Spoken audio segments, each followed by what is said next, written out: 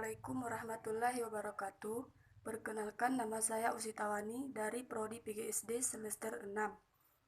Baiklah, di sini saya akan menjelaskan tentang hakikat dan konsep perspektif global. Yang pertama, pengertian. Pengertian perspektif global adalah suatu cara pandang dan cara berpikir terhadap suatu masalah, kejadian atau kegiatan dari sudut kepentingan global, yaitu dari sisi kepentingan dunia atau internasional. Kemudian, perspektif global dipandang dari sudut ilmu-ilmu sosial. Sejarah dalam perspektif global, banyak sejarawan yang menyebut globalisasi sebagai fenomena di abad ke-30.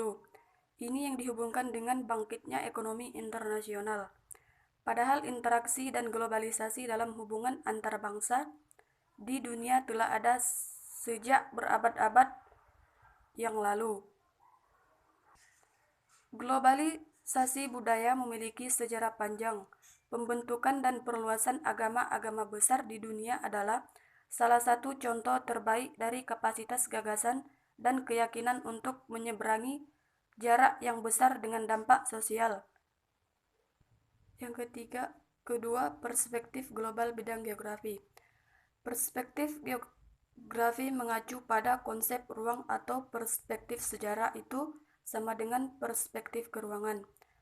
Ruang dalam geografi yaitu permukaan bumi yang 3 dimensi terdiri atas muka bumi yang berupa darah dan perairan, serta kolom udara di atasnya.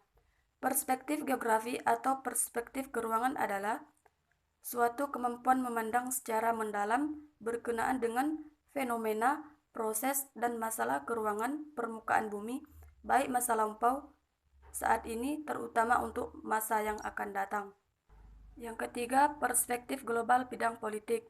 Ilmu politik adalah ilmu yang mempelajari negara, tujuan-tujuan negara, dan lembaga-lembaga yang akan melaksanakan tujuan-tujuan itu.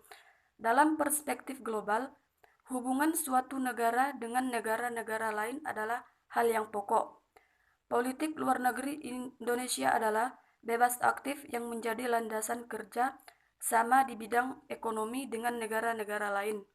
Bebas artinya bangsa Indonesia tidak memihak pada salah satu blok yang ada di dunia. Jadi, bangsa Indonesia berhak bersahabat dengan negara manapun, asal tanpa ada unsur ikatan tertentu. Yang keempat, perspektif global bidang sejarah. Bidang sosiologi. Perspektif global merupakan solusi yang tepat untuk menghadapi tantangan di era globalisasi sekarang ini.